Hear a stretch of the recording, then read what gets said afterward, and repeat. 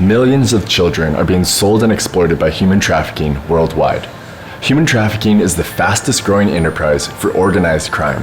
And since 2002, Zoe International has been striving towards our mission of reaching every person and rescuing every child. We accomplish this through prevention, rescue, and restoration. Our goal is to educate every sector of society about child trafficking.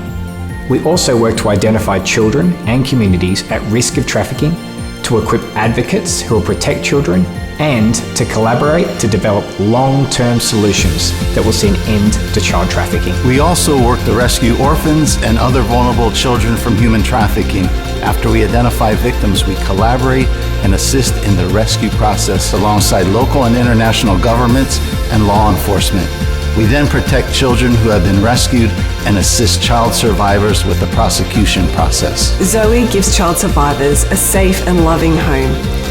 Our holistic restoration program gives children the opportunity to heal. We provide education and life skills training into adulthood.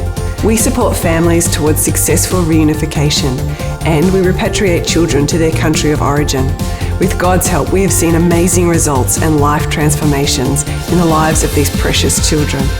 We will not stop until every person is reached and every child rescued. Learn more at gozoe.org.